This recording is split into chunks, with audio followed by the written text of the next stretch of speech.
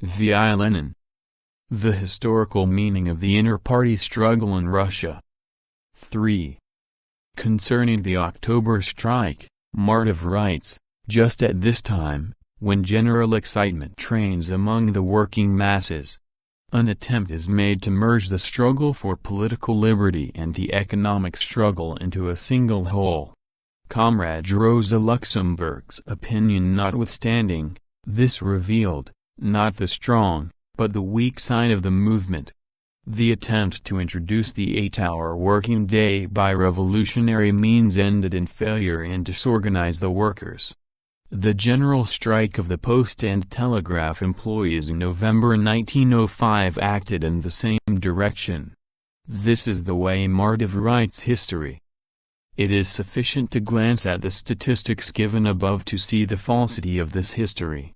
Throughout all the 3 years of the revolution we observe that every time the political crisis becomes acute there is an upsurge, not only of the political, but also of the economic struggle.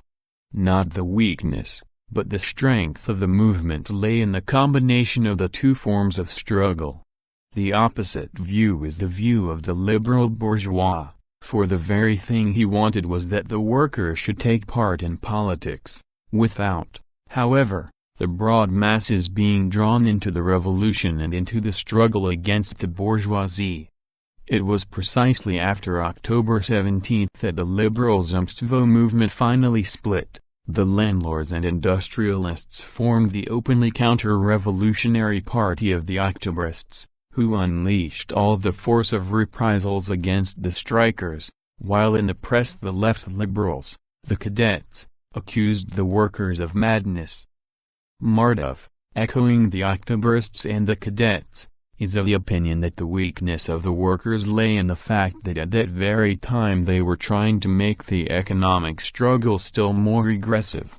In our opinion the weakness of the workers, and still more the peasants, lay in the fact that they did not resolutely, widely and quickly enough pass to the aggressive economic and armed political struggle which inevitably resulted from the whole course of events, and not at all from the subjective desires of particular groups or parties. A wide gulf separates our view from Martov's and, in spite of Trotsky's assertions, this gulf between the views of intellectuals reflects only the gulf which in fact existed at the end of 1905 between the classes, namely, between the revolutionary proletariat, which fought, and the bourgeoisie, which behaved in a treacherous manner. It must be added that defeats of the workers in the strike struggle are characteristic not only of the end of 1905, which Martov seized upon, but to a still greater extent of 1908 and 1907.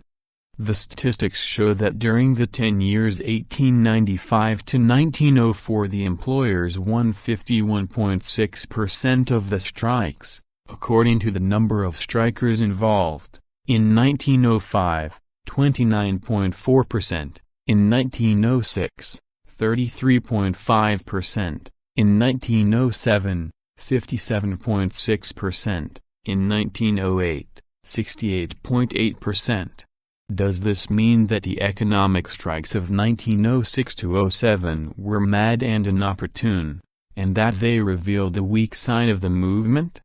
No. It means that inasmuch as the offensive of the revolutionary struggle of the masses was not strong enough in 1905, defeat, both in politics and in economics, was inevitable, but that if the proletariat had not been able to rise at least twice for a new attack against the enemy, 250,000 persons involved in political strikes alone during the second quarter of 1906 and also 1907, the defeat would have been still greater. The coup d'état would have taken place not in June 1907, but a year, or even more than a year, earlier, and the workers would have been deprived of the economic gains of 1905 even sooner than they were. It is this significance of the revolutionary struggle of the masses that Martov absolutely fails to understand. Echoing the liberals, he says, in reference to the boycott at the beginning of 1906, that for a time the Social Democrats remained outside the political line of battle. From a purely theoretical standpoint, such a presentation of the question of the boycott in 1906 is an incredible simplification and vulgarization of a very complex problem. What was the real line of battle during the second quarter of 1906? Was it parliamentary or extra-parliamentary? Look at the statistics. The number of persons involved in economic strikes rose from 73,000 to 222,000. The number of those involved in political strikes rose from 196,000 to 257,000. The number of UISs affected by the peasant movement rose from 36.9% to 49.2% of the total. It is known that mutinies in the armed forces also increased greatly and became more frequent during the second quarter of 1906 compared with the first.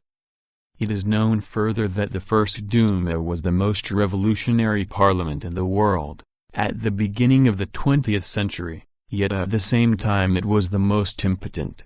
Not a single one of its decisions was put into effect. Such are the objective facts. In the estimation of the liberals and Martov, these facts show that the Duma was the real line of battle, whereas uprisings, political strikes and the unrest among the peasants and soldiers were the inconsequential affair of revolutionary romanticists. And the deep-thinking Trotsky is of the opinion that the factional differences that arose on this ground represented an intellectualist struggle for influence over an immature proletariat. In our opinion, the objective data prove that in the spring of 1906 there was such a serious upsurge of a real revolutionary mass struggle that the Social Democratic Party was obliged to regard precisely that struggle as the principal struggle and exert every effort to support and develop it.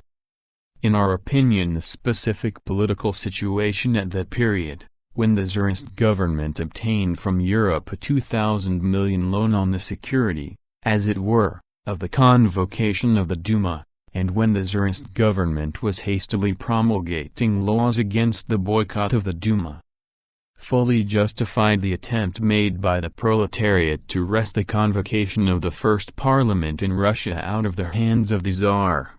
In our opinion, it was not the Social Democrats, but the liberals, who remained outside the political line of battle at that time.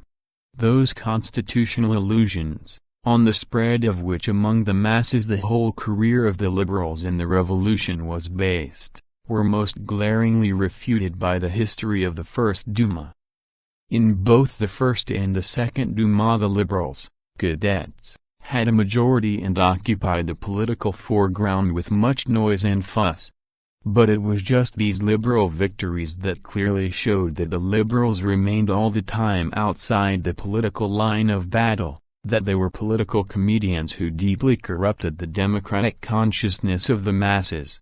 And if Martov and his friends, echoing the liberals, point to the heavy defeats of the revolution as an object lesson of what should not be done, our answer to them is, firstly, that the only real victory gained by the revolution was the victory of the proletariat, which rejected the liberal advice to enter the Bolshevik Duma and led the peasant masses to an uprising. Secondly, by the heroic struggle it waged during the course of 3 years, 1905 to 07, the Russian proletariat won for itself and for the Russian people gains that took other nations decades to win.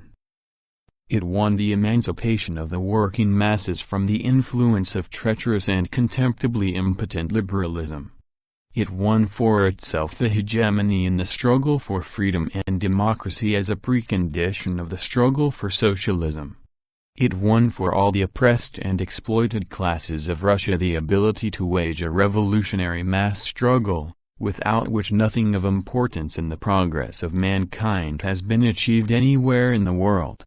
These gains cannot be taken away from the Russian proletariat by any reaction, or by any hatred, abuse and malice on the part of the liberals, or by any vacillation, short-sightedness and lack of faith on the part of the socialist opportunists.